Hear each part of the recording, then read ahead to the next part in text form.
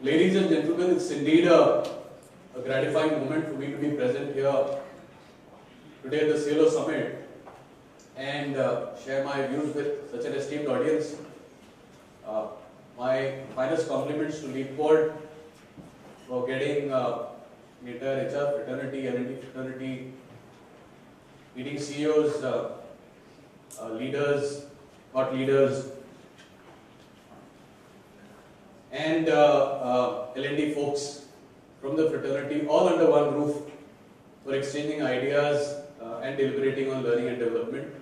I do sense a highly charged environment in the atmosphere here, so I must say it is dampened a little, I guess because of post-lunch sessions, and a lot of bright faces, contagious energy and optimism is what I see.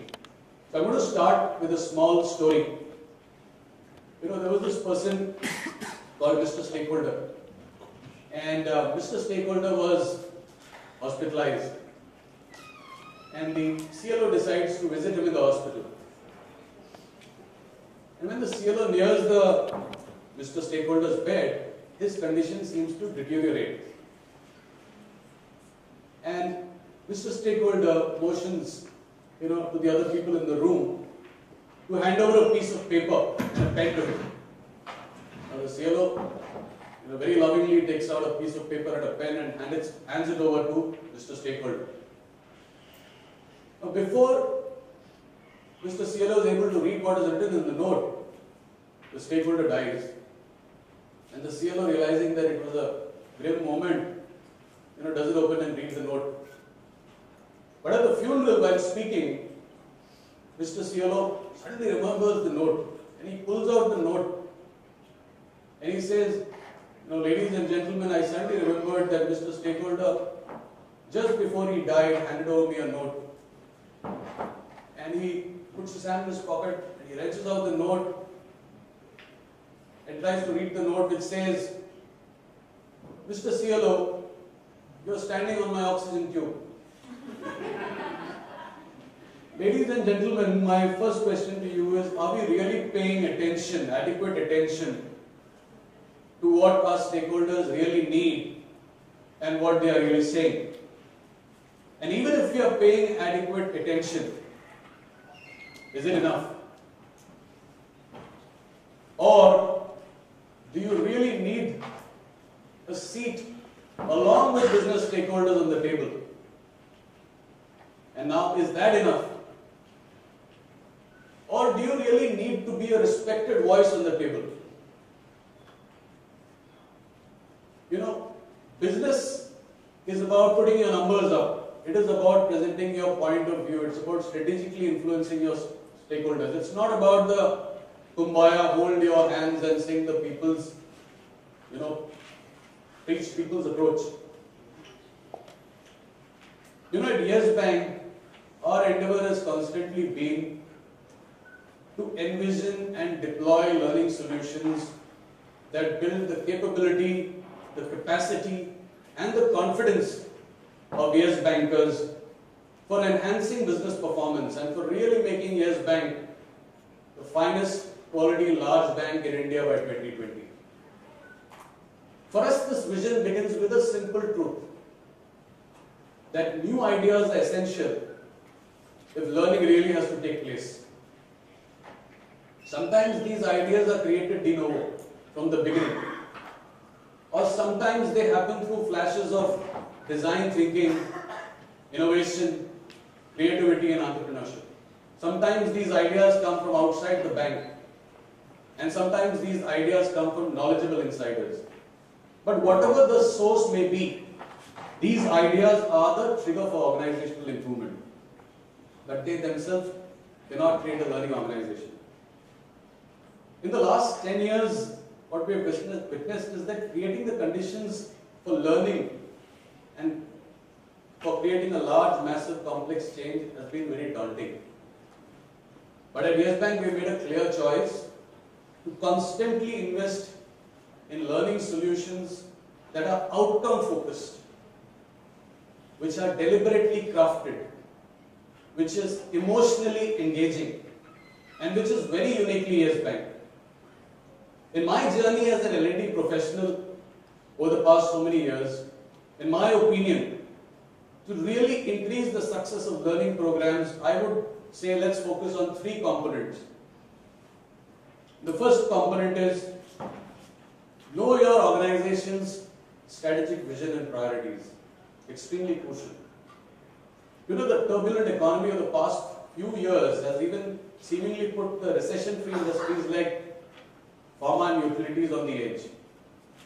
You know, such volatility often makes it easier to think, you know, of the immediate need rather than addressing long-term priorities and strategic goals. But what's crucial is to have a foresight on what is required from a long-term perspective and not just address what is the need of the hour. So I would say make it your survival paranoia to know your organization's strategic vision and priorities, and keep these priorities at the forefront when you design learning programs. Some of the examples of Yes Bank's strategic priorities are to be the finest quality large bank in India by 2020. For us to increase the overall trust index in the bank, to make Yes Bank a great place to work. For us to increase scalability, skills and speed at an individual level. For us to enable envisioning of scale at a business unit level, and then execution of that scale as collaborative units. For us to build a service culture focused on improving productivity, focused on improving cross-sell. The second point, in my opinion, which is important to increase the success of learning programs in an organization, is to align the mindset of the L&D function and then L&D solutions in line with the overall strategic priorities of the organization. And some of the key points of consideration for you is to take a step back and really think, is the mindset of your L&D team aligned? At Yes Bank, we believe that the right mindset will lead to mind share and which will lead to market share for you as L&D professionals. The second point is, how can L&D solutions be aligned to long-term strategic goals? Or how do you align that as an L&D function? At Yes Bank, we follow three steps. One is visualize, strategize, and actualize. Visualize the outcome. That outcome helps you develop your learning solution, your strategy, your way of deployment, and finally, ruthless execution. The third point that I'd like to focus on is, as L&D professionals, how do you really focus on creating competencies for the future? At Yes Bank, our focus is to develop competencies on design thinking, innovation, creativity, and entrepreneurship. A recent BCG report also said that these are going to be the competencies of the future.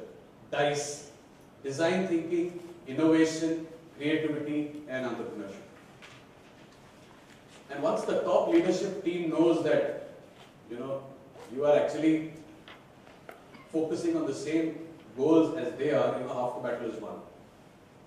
I'd like to cite some examples of L&D solutions which are focused on Yes Bank priorities. You know, when we set on this journey from 15 to 20, the big question which the bank was asking is, how do you really align the leadership mindset, the top team, which is when we as the L&D team took the step forward and conceptualized something called Where Eagles Dare. But even before that, we felt the need to align the mindset of the top team, and which is when we got Ram Charan to do an exclusive session on executing strategies for growth for the entire top management team. That set the ball rolling, because that set the ball rolling in the sense it gave leaders a very clear-cut map in terms of how to increase personal capacity, how to expand organizational capacity, and how to increase scalability, skills, and speed. The next step was, how do you align business units for 2020? That's where the L&D team conceptualized a series called Where Eagles Dare, which was about getting all the business units to envision business, scale at a business level, and subsequently get together and execute scale as collaborative units. This was a business workshop, and normally L&D teams don't get into this kind of space. But what we partnered and got business to do was to really look at where they were at that point in time in 2020, to really look at competition landscape, to really look at their SWOT to really look at what is the aspirational metrics that they are looking at driving in 2020. For them to really define what is it that they should be doing till now which they are not doing. For them to define what is it that they shouldn't be doing till now which they are doing. And then agree on a business plan. And then sign off between business stakeholders and support groups. So what really happened as an outcome of the program is that a tacit understanding agreement happened on the overall strategy for 2020. That's the role L&D played. We also focused on making Yes Bank a great place to work, which is where we launched the series called Lead with Passion, which was essentially woven around the dimensions of a great place to work, which is about credibility, respect, pride, camaraderie, and fairness. What happened as an outcome was the trust index progressively increased over the past 3 years. And this was not only an L&D solution in isolation, but a host of other initiatives which the L&D team took in partnership with multiple stakeholders in the bank. Yes Surge was an outcome of the execution initiative that we took, but rolled out at a senior management and middle management levels. And finally, to really prepare the bank for the future, we got Porter Richmond, co-founder with Jack Ma, who set up Alibaba, to come and really spend time with our top team and the one down below to really figure out how can we become the e-commerce company in banking, how can we become a technology company in the business of banking. And as we speak, the next levels of leadership are going to go through an extensive workshop to prepare them for competencies for 2020. The third point that I'd like to emphasize, which is crucial, is pitch it like you're the CFO and build it with metrics. You know, I recently heard a joke. It's a training joke. It's serious. And it has a message. So the CFO tells the CLO, what if we invest in people and if they leave? And the CLO says, what if we don't and they stay? You know, as L&D professionals, we always fussed about, is the top team going to really see value in what we're doing? And it's easy. You know, it's easy. Because if you as an L&D team can demonstrate tangible outcomes as far as performance and productivity metrics are concerned, you know, you have the top team on your side. But this will require all of us to really, you know, keep our traditional HR and L&D hat aside and to really think about what really helps us create organizational value. At Yes Bank, we have aligned all the L&D solutions, keeping in mind the outcomes, and we strictly follow the CII HR excellence model, which is the radar model: results, approach, deployment, assessment, and refinement. So you start with the results in mind because that changes the orientation of the entire design of the learning solution, right?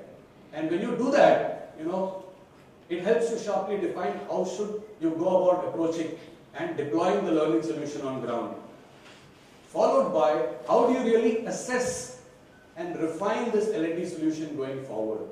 So radar is something which is very, very sort of core to us as far as learning solutions in Yes Bank are concerned. And to conclude, I would like to invoke the divine blessings and, you know, use the analogy of the popular Hindu deities, you know, Brahma, Vishnu and Mahesh, to very aptly explain how to increase and sustain the success of learning solutions in our organization.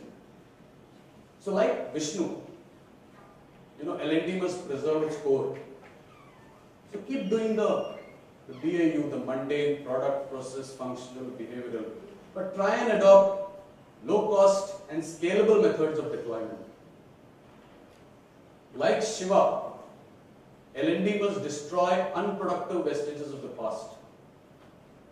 Stop having the mindset of an order taker or a coordinator of training programs who only engages with the Spock who's identified in business, but rather engage directly with the business heads so that you can strategically influence them and present your point of view. And the third, like Brahma, the creator, L&D must create a potent new future which will replenish what time and circumstances destroyed.